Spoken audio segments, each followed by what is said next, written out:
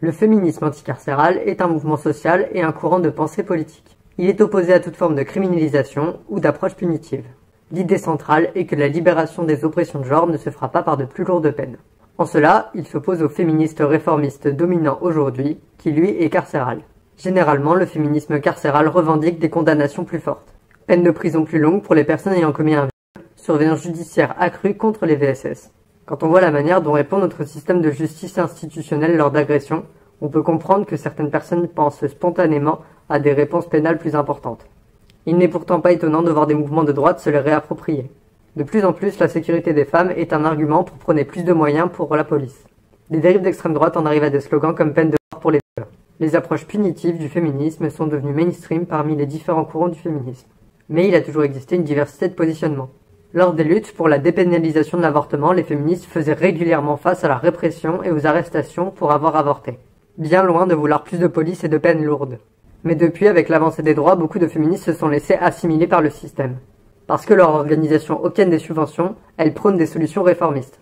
Après 1975, la mobilisation pour reconnaître le viol comme un crime confirme ce nouveau paradigme. En se plaçant sur le terrain judiciaire, ce courant du féminisme a contribué au tournant punitif du féminisme. Or, le féminisme carcéral n'est pas vraiment une solution. S'il reconnaît des violences que l'État ignore, il manque d'intersectionnalité. Et même d'efficacité, car la prison n'aide personne. La logique punitive ne prévient en rien les agressions d'arriver. L'enfermement coupe de la société de l'éducation nécessaire à ne plus commettre de drames. Au contraire, les conditions pénitentiaires sont telles que les gens y subissent et commettent plus de violences. Si bien que les récidives sont monnaie courante puisque la condition des individus a empiré. Quant aux autres solutions punitives, elles ne sont pas meilleures. Les amendes sont des passe-droits de vie pour les riches. La peine de mort est un dangereux pouvoir sans effet dissuasif démontré. Le féminisme anticarcéral propose d'autres solutions alternatives. L'éducation est bien sûr la plus répandue, puisque la culture du viol est une construction sociale.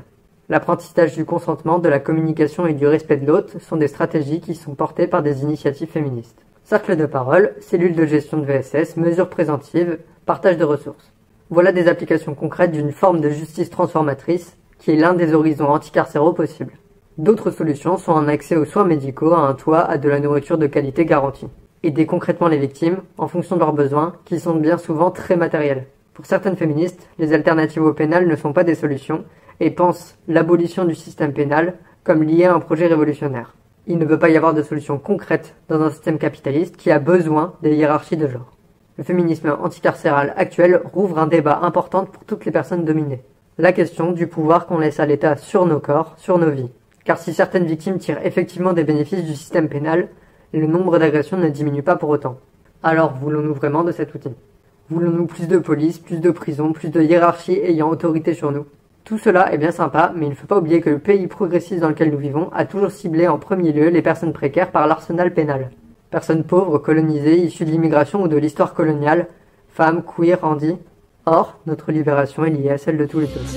Une fois une ruche sans reine où ne vivaient que des gens libérés de leur chaîne, sans télé, sans patron, sans état ni patrie. Une jolie maison à 2 pas de la sortie.